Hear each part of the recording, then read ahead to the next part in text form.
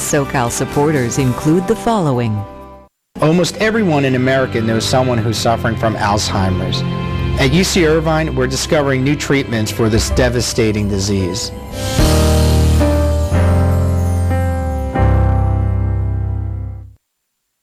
Tonight, enjoy the best of public television here on PBS SoCal.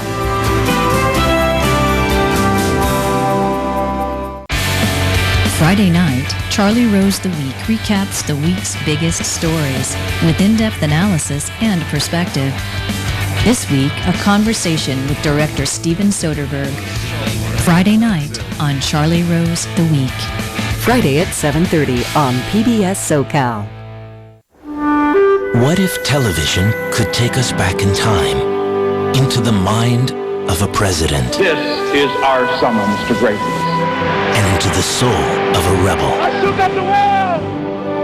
What if we could know how it feels to shoot for the stars, to witness the terrors of combat, and know the heartache of those left at home? And why can't TV remember the heroes we honored, the music we danced to, the dreams we chased? The hope still lives, and the dream shall never die. No one tells our nation's story like PBS. Give to your PBS station and help bring America's story to life, now and for generations to come. Sunday night, take a break and escape with an all-new Call the Midwife. We need a figurehead, and it feels right it should be one of you. Where's my carriage of white horses? Then on Masterpiece. Winston Churchill would like to open your Empire Week. I don't know how to get your trust back except to keep on trying. Mr. Selfridge. All new episodes. Sunday at 8 on PBS SoCal. All that's necessary for evil to triumph is for good men to do nothing. Or good women. Last season, the Bletchley women broke a killer's code. When we came across corrupted data, we had to backtrack. That's how you find an error in the pattern. This time, they're in the middle of each mysterious case. We need to tell the police everything. And get her into trouble. She's already in trouble. The Bletchley Circle. Premieres Sunday, April 13th on PBS SoCal. You're watching PBS SoCal. PBS for Greater Los Angeles.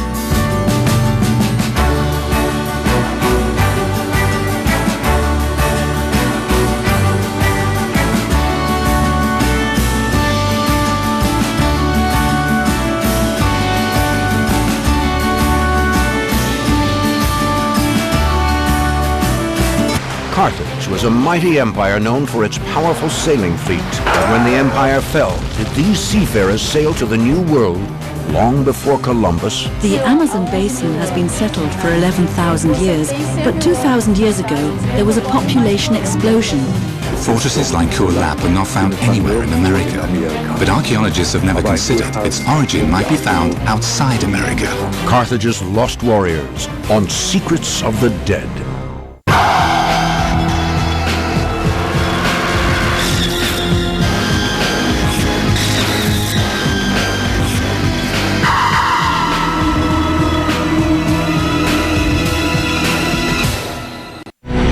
Secrets of the Dead was made possible in part by the Corporation for Public Broadcasting and by contributions to your PBS station from viewers like you. Thank you.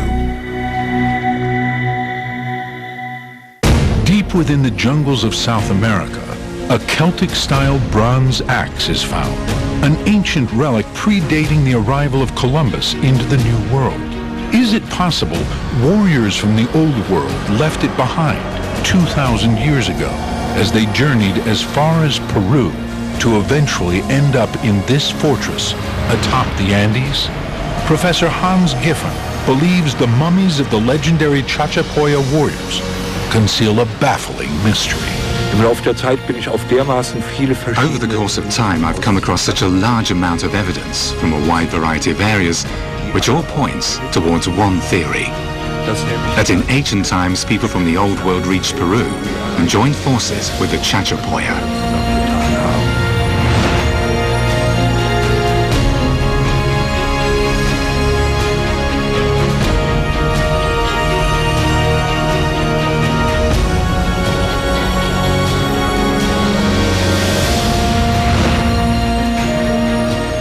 By 539 BC, Carthage, a powerful city-state, controlled much of the Mediterranean from the coast of North Africa. With its fortress-like location and secure natural harbor, it is an important trading metropolis at the center of the ancient world.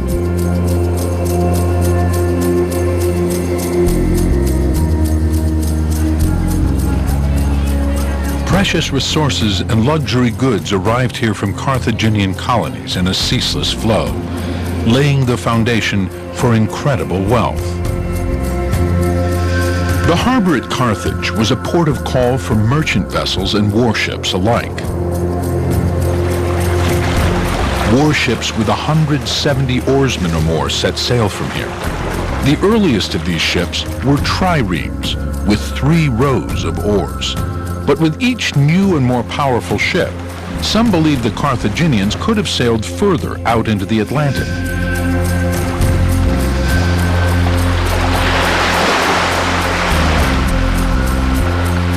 They ventured along the west coast of Africa as far south as Cameroon to control the trade in gold. They obtained copper and tin from trading colonies in Iberia, even voyaging to the Atlantic side of Spain. Even the Spanish Balearic Islands provided their most fearsome warriors.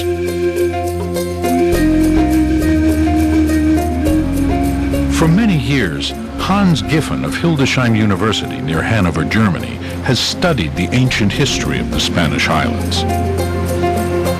The German professor takes a keen interest in the ancient legends, valuable sources of lost knowledge. Giffen does not think the Carthaginians could have simply vanished after their empire collapsed, defeated by the Romans in 146 BC. He believes the survivors could have started a new life somewhere else. He is convinced of this and begins searching for clues here on the Balearic Islands. Phoenicians and Carthaginians often journeyed to Majorca, establishing trading settlements as they did in the Mediterranean and further afield. Commerce was key to Carthaginian power. So were the thousands of soldiers from Iberia who fought in the Carthaginian army.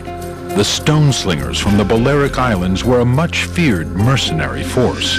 Giffen finds it unlikely that all of the Carthaginians would have been enslaved.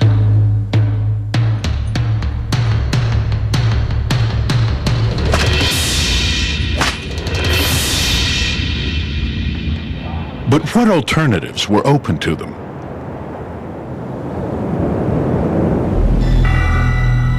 Did they flee far across the ocean to South America? Are the dead at Cuelap, the mountain fortress in Peru, the descendants of these Celts and Carthaginians, as Giffen believes?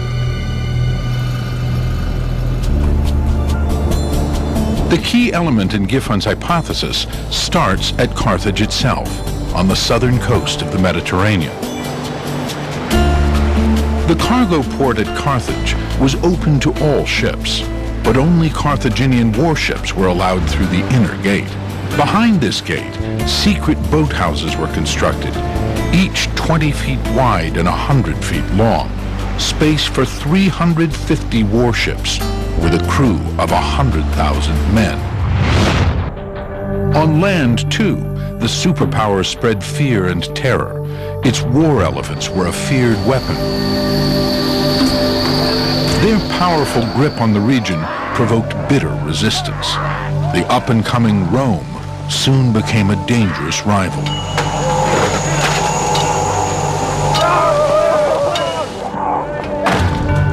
After 3 bloody wars, the Roman Empire was able to defeat Carthage. Hundreds of thousands died as the city burned. Countless more were enslaved, but many must have been able to flee. Professor Giffon believes that some elite seafarers managed to escape to their trading posts in northern Spain. Here they would have found safe harbor in what is present-day Galicia. But soon the Roman victors would occupy the city. They would build the Tower of Hercules, the famous lighthouse based on one of the 7 wonders of the world.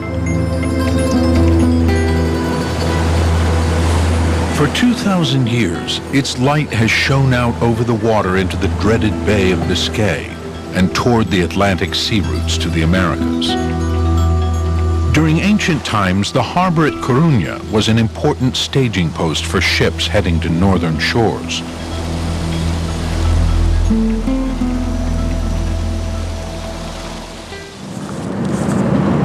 Here, seafarers from Carthage and throughout the Mediterranean came into contact with Celtic Iberians, who had been sailing the Northern Ocean for thousands of years. In Coruña, business is conducted. The riches of the country are traded for precious goods from overseas, a practice that continues today among the descendants of the Celts and the Carthaginians. Trade brings the world together. Information is passed on. All the latest news.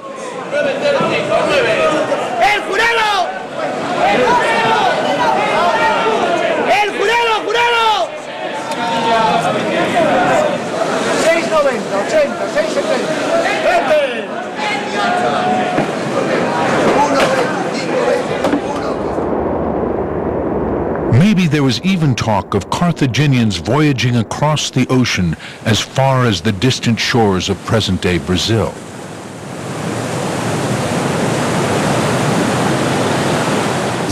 Even if it were theoretically possible for the Carthaginians to have reached Brazil, this doesn't indicate by any means that they really got there.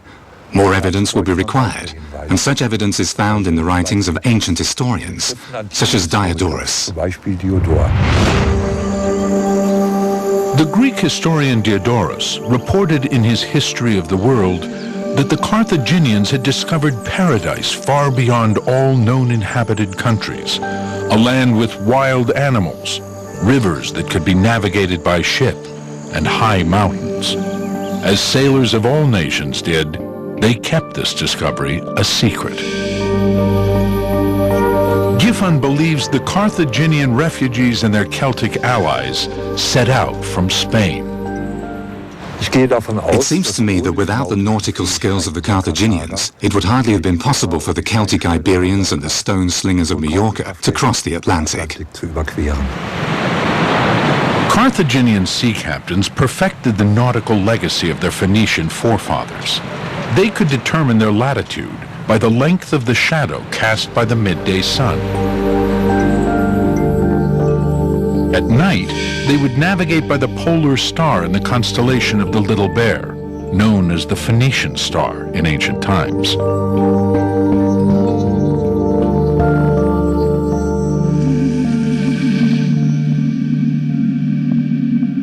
As has always been the case, ships are propelled by the winds and ocean currents to the northeastern coast of Brazil.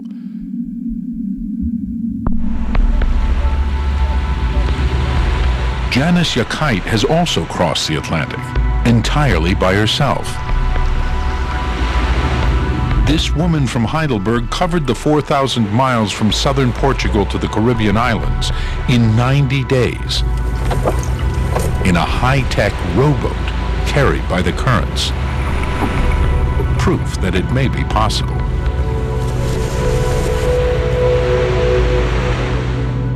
Of course, it wasn't like a lake in the park. There were some critical situations, waves up to 8 or 9 meters high, collisions or near misses with fishing trawlers, and getting caught in their nets.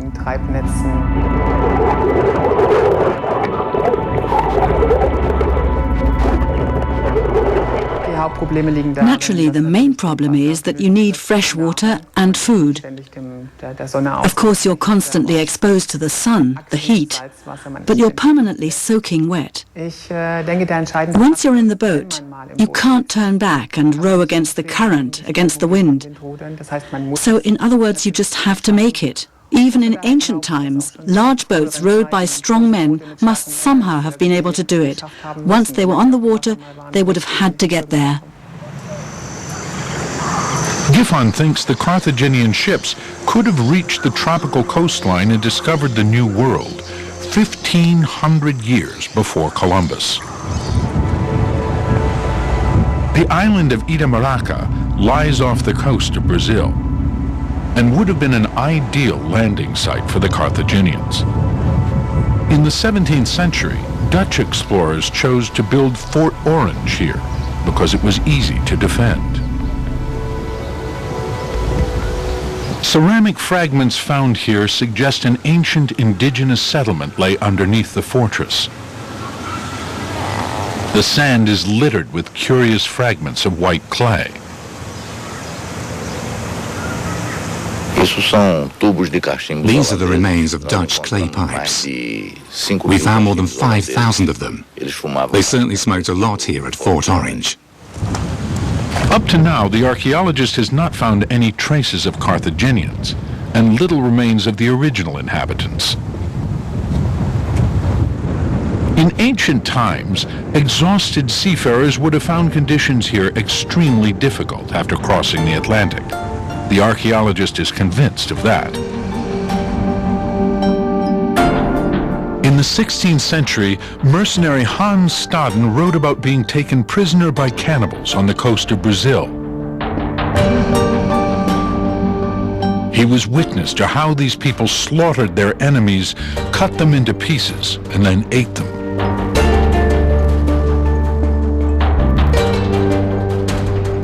While the natives were fearsome, they were also traders, and that was exactly the strength of the Carthaginians.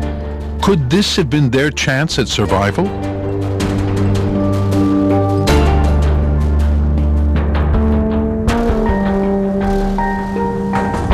There are no accounts of a transatlantic expedition to Brazil at any time before Columbus. But not far from the coast, at Rio Paraíba, there is an archaeological site which could be extremely significant, the legendary Pedra do Ingá. Countless figures and symbols have been engraved into the monolith. Experts are still unable to decipher their meaning.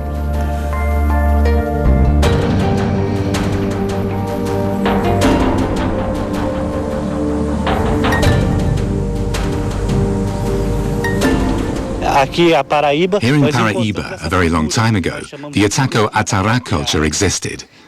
Many engravings in stone remain from this period, such as here, of the rock of the Inga. But we don't know how these people thought or how they behaved. We simply are not able to understand the messages they've left. How were they created? Which people immortalized themselves at the rock of the Inga? It's a mystery. However, does it seem likely that the people who did this were not simple natives? Maybe it was a completely different culture 2,000 years ago.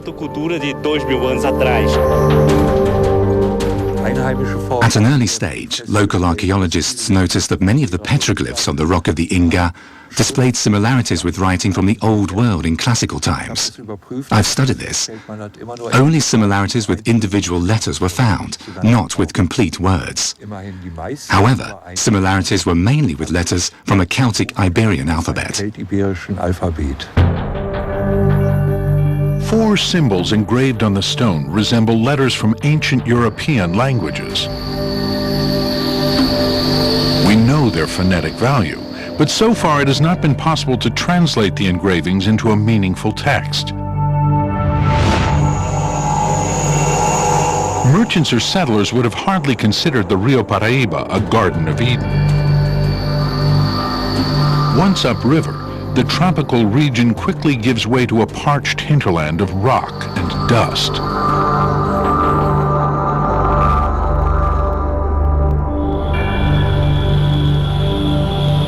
Hitting this dead end, any seafarer or explorer would have been forced to return to the Atlantic coast. But to the northwest, there was a river of dimensions that must have been beyond belief for sailors from the Old World, the Amazon. Tropical rainforests would hardly have been a new sight for seafarers from Carthage. They could have seen similar vegetation in Africa. But how would the jungle have struck their Celtic allies?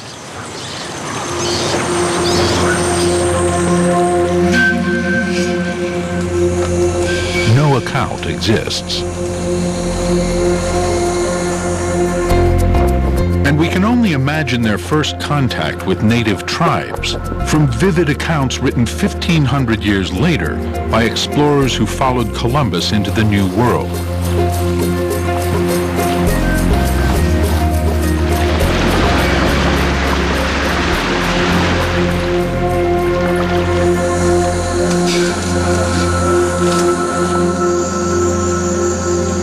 Despite the explorers' superior weaponry, the natives would have had the advantage over intruders who didn't know the laws of the jungle. Spanish and Portuguese invaders told tragic stories of their attempt to colonize the Amazon in the 16th century.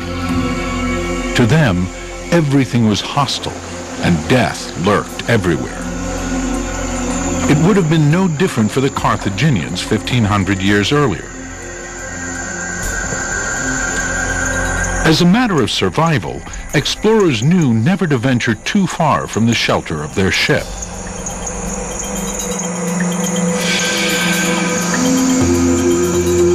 The conquistadors exchanged colorful gifts with the locals.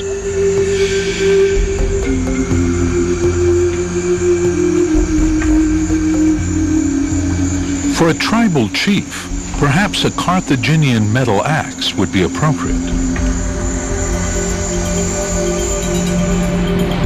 The Portuguese established Belém, their first base, in 1616, close to the Amazon Delta. From here, they would exploit the tropical wealth as they attempted to convert the wild heathens.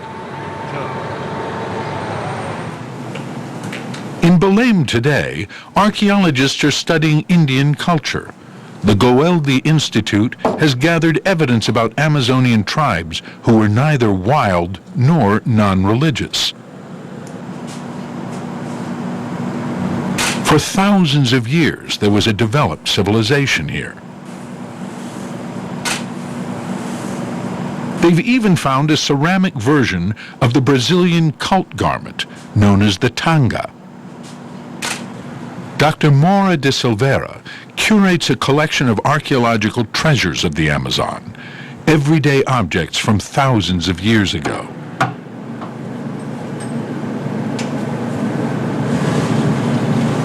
Special cult objects were made from precious materials.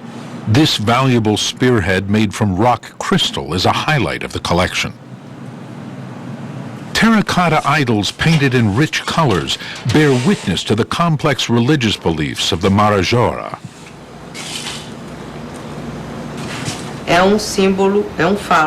This is a phallus symbol, a terracotta cult object from the Marajó. The Amazonian culture at that time was highly developed. The people lived on man-made islands that had been constructed in the marsh. It was also used as a rattle.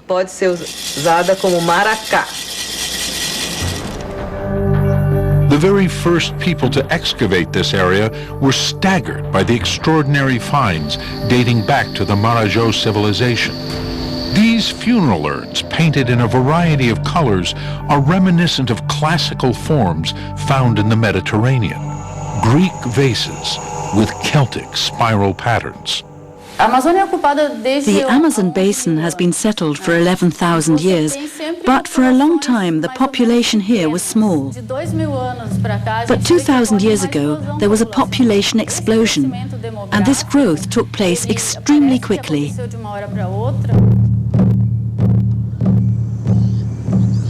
In 1541, according to an eyewitness, a Spanish expedition ventured up the Amazon in search of the legendary city of gold. The chronicler reports that they were suddenly attacked. Arrows rained down upon them from a densely populated river settlement. Naked, light-skinned women were fighting on the front line. Reports about these fearless Amazons led to the river being given its present name. Such accounts were considered untrustworthy by many.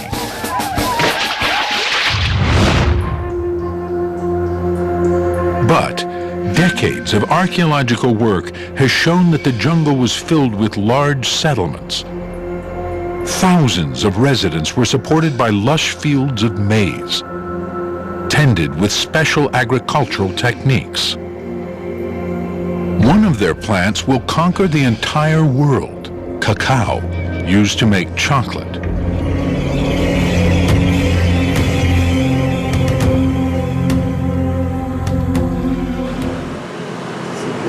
Today, experts have rediscovered the extensive civilization that once flourished along the Amazon.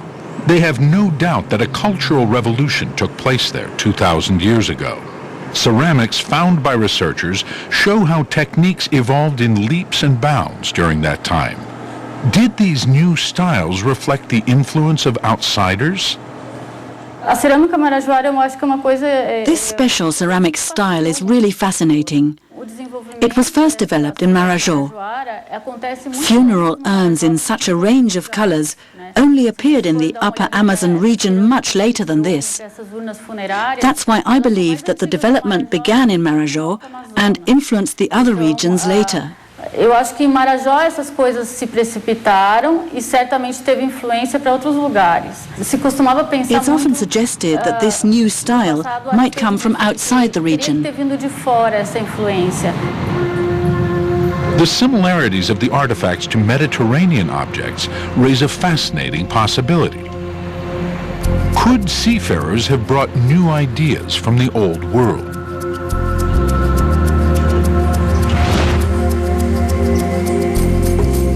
For amateur archaeologist Heinz Budwig, these artifacts can only mean one thing. Foreign explorers landed in Brazil long before Columbus, and he's found more evidence, an ancient axe. The merchant told me it came from Rio Guapore, the river that forms the border between Brazil and Bolivia. And he said he bought it direct from a Bolivian Indian. The thing has to be genuine. Even the wooden handle was still quite damp. A rich patina that developed over many years covers the metal axe. And there is a curious figure on the head of the blade. The head of a bull. Or it could perhaps be an antelope. But in any case, it's an animal that didn't exist in South America. Budwig has done everything he can to shed light on the mysterious find from the jungle. At the University of Sao Paulo's Institute for Geosciences, scientists examine the axe using the latest laboratory technology. The result comes as a surprise. The axe head is 61% copper and 39% zinc. And metal alloys like this didn't exist in America before the arrival of Europeans. Another important point is that the wooden handle comes from a forest in the Pantanal, a marshy region around the Rio, Paraguay. And this wood has been dated by scientific methods. It's about 1,500 years old.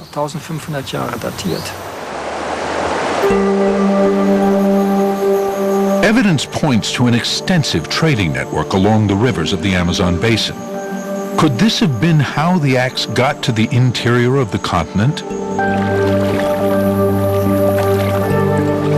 Did Celts and Carthaginians simply follow the river from the coast, heading further and further upstream? It has been reported that Indians escaping from slave traders fled as far as the Chachapoyan region. They would have covered a distance of almost 2,500 miles by boat and on foot inland from the coast. So Giffon thinks it is possible very determined Celtic Iberians could have made the same journey.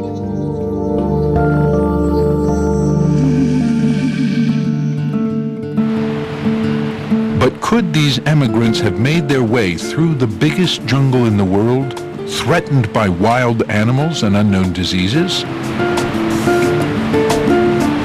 And even if they made it through the jungle, they would ultimately have faced a seemingly insurmountable roadblock, the Andes. Could the Celts and Carthaginians have made it as far as Cuelap, the giant fortress built by the Chachapoya in the mountains at 10,000 feet? This computer reconstruction reveals that in terms of the mass of stone used, Cuelap is even bigger than the Cheops pyramid in Egypt. The Chachapoya were fantastic masons. But where did they obtain the knowledge to build structures like this? For over 25 years, archaeologist Warren Church of Columbus State University has studied the Chachapoya. He does not see the Celtic Carthaginian influence in the ruins of Cuelap as Giffen does. He sees the heritage of a powerful Andean culture. They're really best known for their architecture, but that is what we see now. That's the best preserved thing that sits on the surface as we as visitors walk around. And some of it is really quite spectacular. Some of it is monumental. It speaks power. Peter Lersch has been living in Peru for more than 30 years. He was even mayor of the provincial capital. He is completely captivated by the people here, the living and the dead. How can we explain Cuelap? All the C14 analyses we performed so far suggest that it's not really very old. It dates from around 800 AD. The exception is here, at the main entrance, 500 AD. The first time I encountered Cuelap, I was particularly puzzled because no other fortress in the whole of America displays similar construction techniques. But I knew fortresses like this were quite common in the Mediterranean region during classical times. One detail in the main temple at Cuelap appears to support Giffen's theory. The head engraved in the wall is reminiscent of a gruesome practice on the other side of the Atlantic. The Celts would decapitate their prisoners and hang their heads as a proud demonstration of power. Did the Chachapoya also practice this ritual? The Celtic custom of using human heads as trophies is connected with their belief that the soul resides in the skull. That's why they treated the head as hugely important. And this also explains why they were masters of trepanation, but they weren't the only ones. Both the Celts and the Chachapoya would make a hole in the skull of a sick person to relieve pressure on the brain and drive away evil spirits. In the case of the Chachapoya, we know they used this technique because it's described in Hippocratic accounts dating back to about 500 BC. And trepanation was also practiced later by the Celts, which we know from archaeological finds in Lower Austria. So this represents a very interesting parallel between the cultures. Is the use of the same healing method more evidence of contact between the two cultures, as Professor Giffen believes? The decisive proof may well be hidden at Cuelap.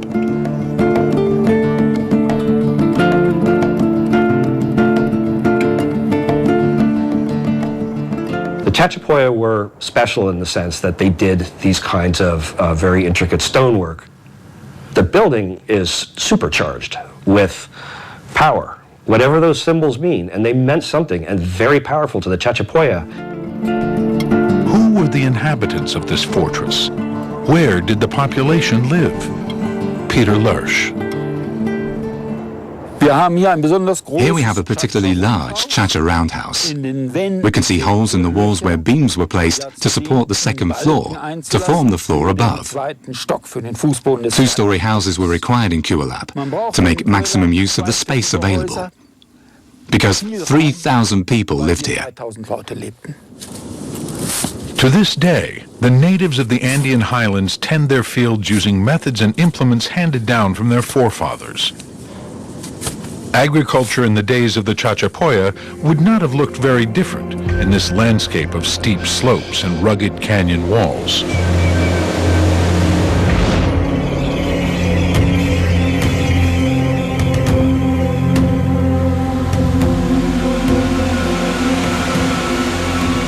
The Marañón Canyon is deeper and wider than the Grand Canyon in the United States. This is a hard place to live, and really it's been very hard for many archaeologists to accept that anybody would want to live there. What are they doing here? Why do they want to live there? And it sets up the mystery. Okay, clearly they didn't choose to live there.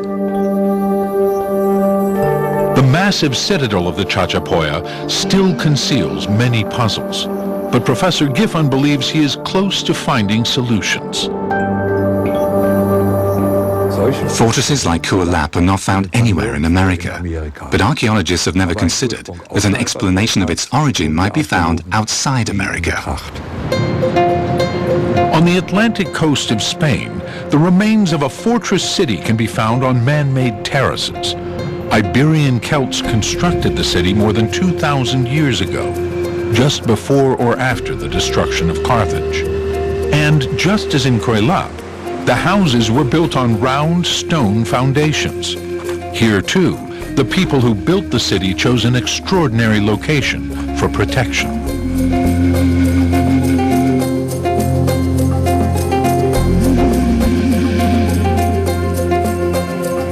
The similarities between the Celtic Iberian settlement in Spain and the mountain fortress in the Andes support Professor Giffon's theory. Is there a link?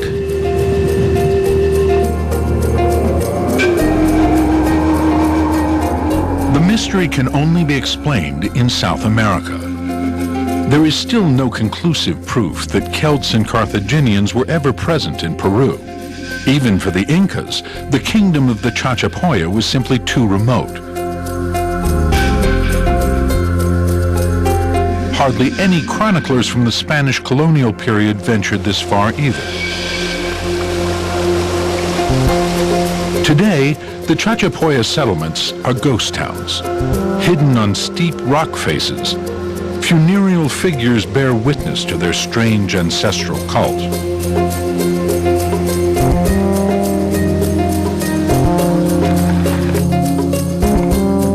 Archaeologists are exploring a burial site that was erected at a dizzying height.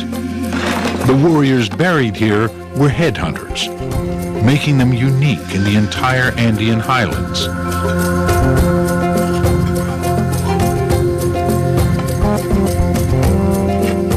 German archaeologist Klaus Koschmieder is also fascinated by the Chachapoya. Burying people in houses is actually quite normal for the Chachapoya. We find quite frequent evidence of burials in the roundhouses. However, this might indicate an origin in the Amazon basin region, because it's still the custom there to bury people in houses. The ritual sites are decorated with paintings. And despite the tropical climate, since they are protected by the steep rock faces, they can still be made out quite clearly. There are figures in splendid costumes, crowned with clumps of feathers or wreaths of light. Another excavation also reveals a being with a magnificent headdress.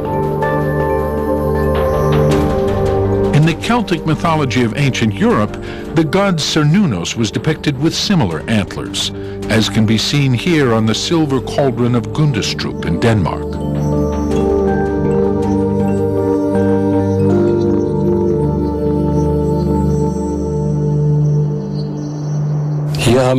Here we have an extraordinary image of a boat with a person sitting inside it.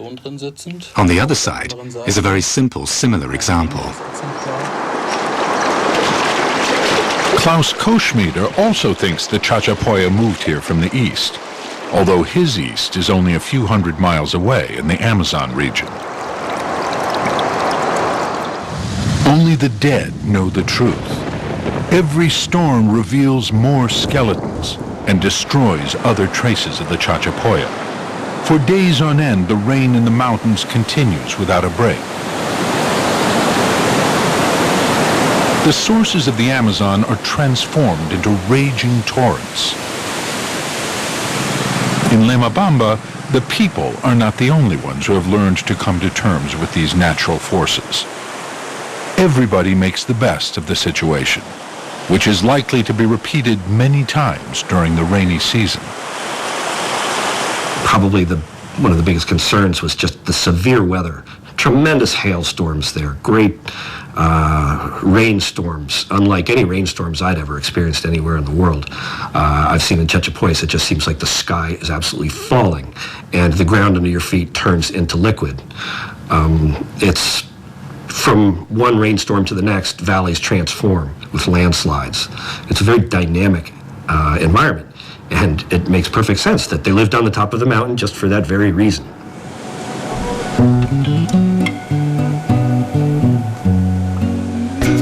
Several years ago, ethnologist Peter Lersch was alarmed. Grave robbers were plundering a pre-Columbian burial site, and many of the mummies had been left in the rain, unprotected. With no time to lose, Lersch organized a rescue expedition, and they set off up the mountain from Lemabamba. Their destination, Laguna de los Condores, the lagoon of the condors, where local farmers had discovered a previously unknown burial site at an altitude of 8,500 feet. And the team, headed by the German-Peruvian Lersch, raced to preserve it. The grave robbers had been busy, and the site was in shocking disarray. Many of the sarcophagi had been smashed, the graves devastated, and fragments of Chachapoya mummies scattered about.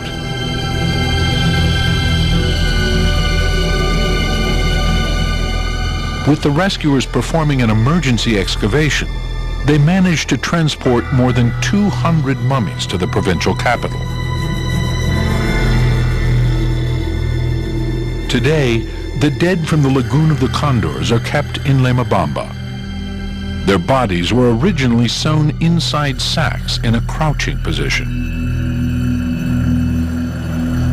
After the excavation, some of the mummies were examined at the University of Vienna. The remains were of people who died before the Spanish arrived. Surprisingly, they showed traces of diseases which had been assumed to arrive in South America with the Europeans.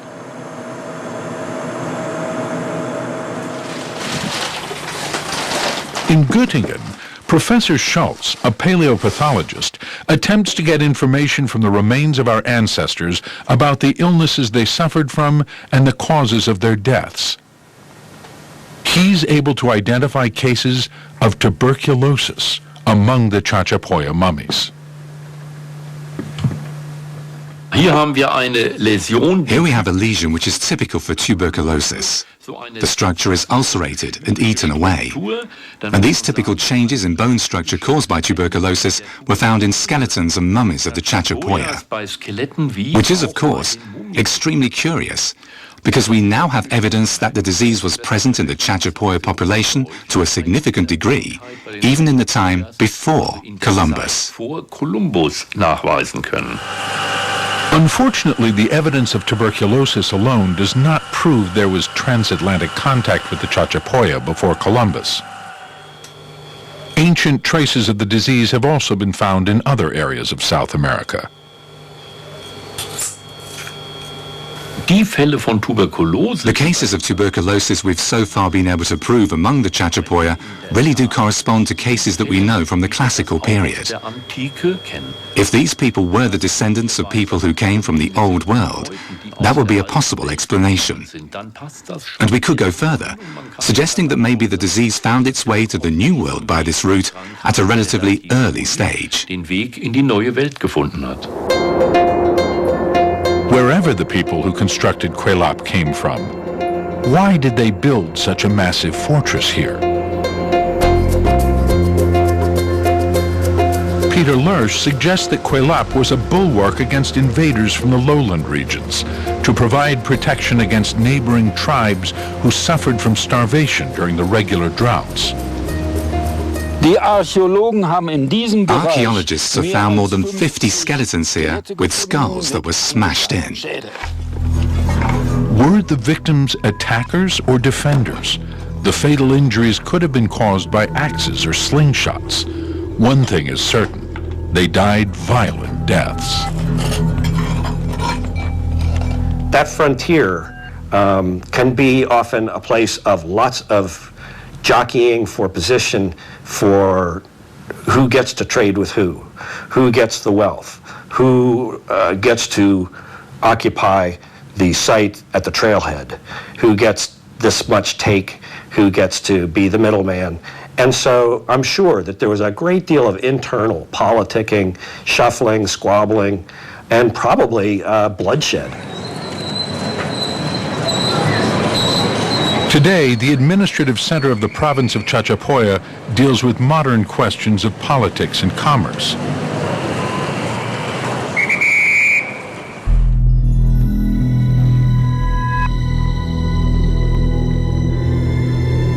While in the nearby archaeological museum, anthropologists are gathering important information about the fate of the Chachapoya and about their origin.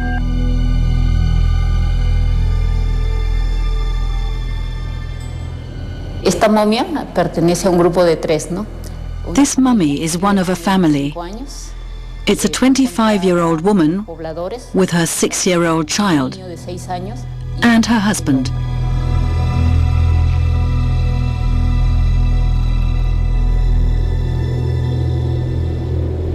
The holes in the skull, 3 in the back of the head and 1 in the forehead, appear to have been made during wartime.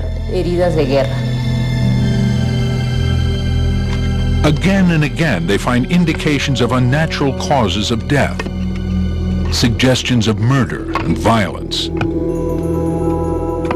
The Chachapoya had the reputation of being an extremely warlike people, and they used slingshots as their main weapon, both to defend themselves against attack and to attack their enemies. Their weapon of choice differed completely from those used by other Peruvian tribes. Once again, the trail leads us back to the old world, to Mallorca. Here we find a stone slinger champion on his way to a training session. Juan Caballero is the Balearics champion with the record for most direct hits.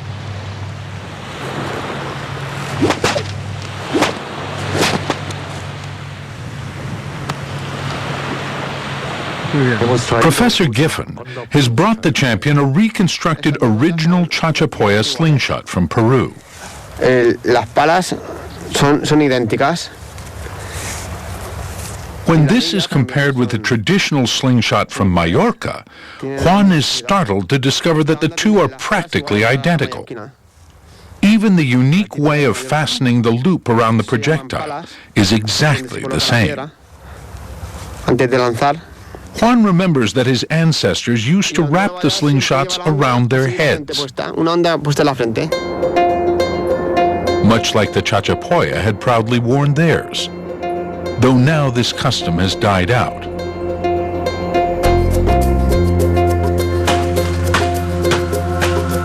However, in Peru's Huancas community, some traditions have been maintained.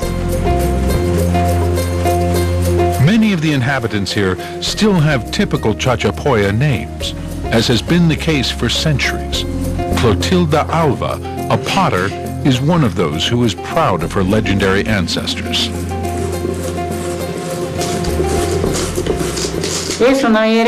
Pottery is an ancient tradition from the time of the Chachapoya.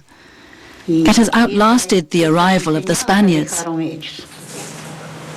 We do know that Chachapoya were actually very active traders. They're in the perfect position of middlemen. Everybody wants to be a middleman. It's the most lucrative, really, position. So they had maximum exposure to all of these things, which really is one reason why they have so many different influences in their art and their architecture and their culture. They really have the best of all worlds at their fingertips, like New York City, in the sense that they were almost a port of trade, geographically speaking, very strategic. Their women were also highly prized. A painting from the Inca period shows captured Chachapoya women with light skin and reddish blonde hair. The Inca rulers would often choose the most beautiful girls for themselves.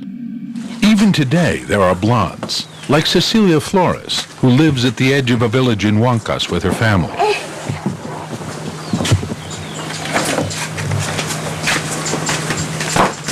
In appearance, it is easy to distinguish her from the dark-haired, brown-skinned neighbors. But Cecilia lives the life of a typical villager. Each day, she takes her husband something to eat and drink at his workplace, as has always been the custom. She can't explain why her appearance is so distinctive. I'm one of 4 children, and 3 of us have blonde hair. 2 of my cousins do as well. They live in the city of Chachapoya, and also one of their daughters, while the others are all dark-haired.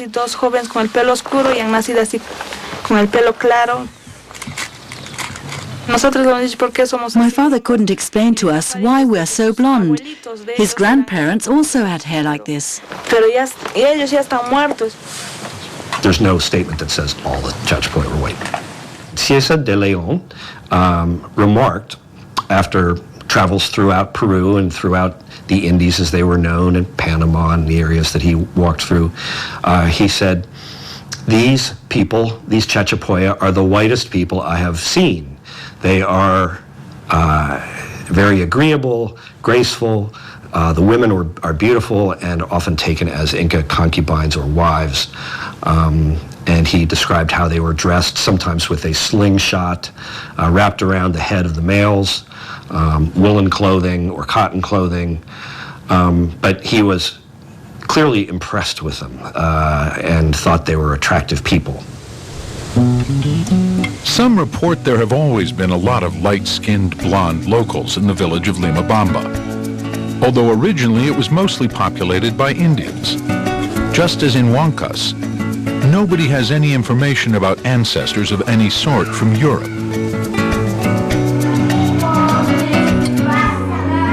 A visit to an elementary school confirms a significant number of the children here have light-colored skin and blonde hair.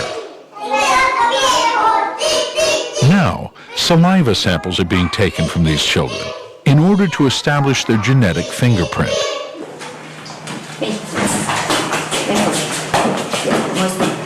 In this Y chromosome study, non-related male donors are tested, but Valentina also provides a sample.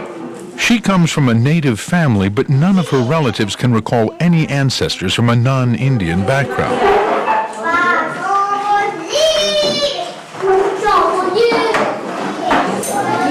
Juan has given a saliva sample too. His red hair makes him an ideal test subject. However, as with the other pupils, this could be caused by a genetic mutation from exclusively Indian ancestors. Lab tests at the University of Rotterdam in the Netherlands are intended to suggest where the blonde gene may have originated. Here, an international team of experts awaits the samples from Peru in the Molecular Genetic Institute. Under the supervision of Professor Kaiser, the scientists succeed in identifying a special marker for hair color in the human genome. So now we have the first genetic results from the lab of the Gringito samples. And the first thing we looked for is the question, is the red hair color of European origin or is it not of European origin? We use DNA analysis to basically classify the people according to their geographic origin. So what we see there is that these individuals are of mixed ancestry. So we indeed see between 10 and 50% European origin, which does coincide with the red hair. But the remaining part of their genome, as far as we can say from our analysis, is of Native American origin. The genetic analysis also identifies the part of Europe that gave birth to the ancestors of the test person.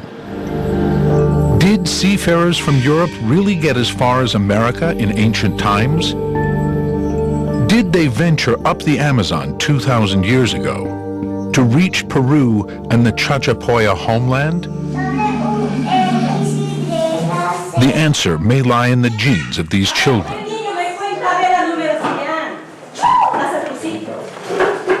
All the evidence we have at this moment really points to the western part of Europe. We detected a type of Y chromosome called R1b that has its highest frequency on the British Isles and in the northern part of the Iberian Peninsula. Coruña, once settled by the Celts, is in northern Spain.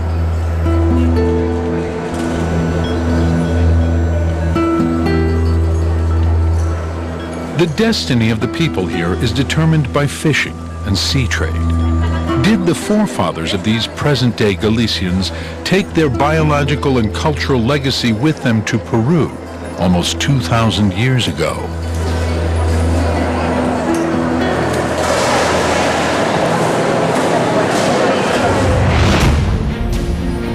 Celts did have the ability to sail in the open ocean. We know that at least.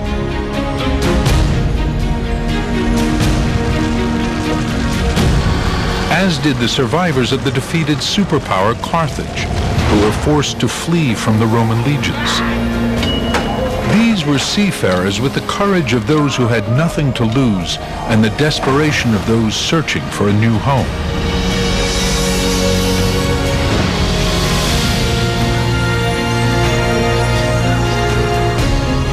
Did they leave traces of the old world? Roundhouses and fortress walls? An axe decorated with an animal unknown to South Americans. Funereal urns with Mediterranean patterns and highly developed medical treatments. Opinions about these theories differ.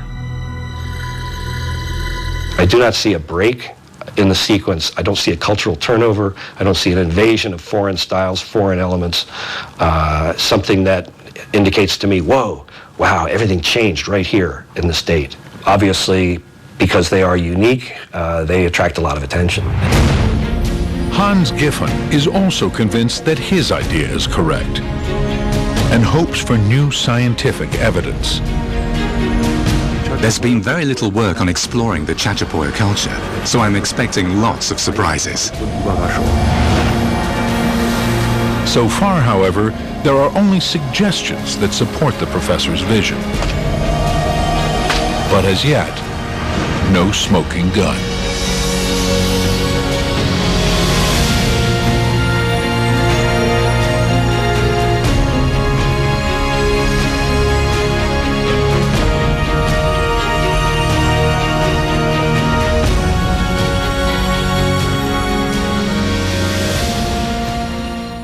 Sunday night, take a break and escape with an all-new Call the Midwife.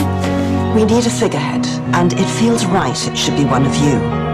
Where's my carriage of white horses? Then on Masterpiece. Winston Churchill would like to open your Empire Week. I don't know how to get your trust back except to keep on trying. Mr. Selfridge.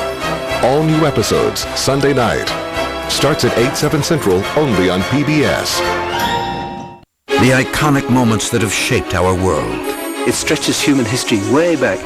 The fine line between fiction and fact. That legend just doesn't stand up against reality. Discoveries that bring the dead back to life. Forensics that create clarity from chaos. The past gets rewritten when science and history collide. Secrets of the Dead.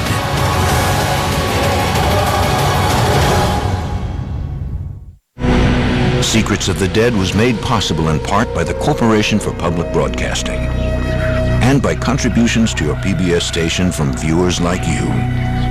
Thank you.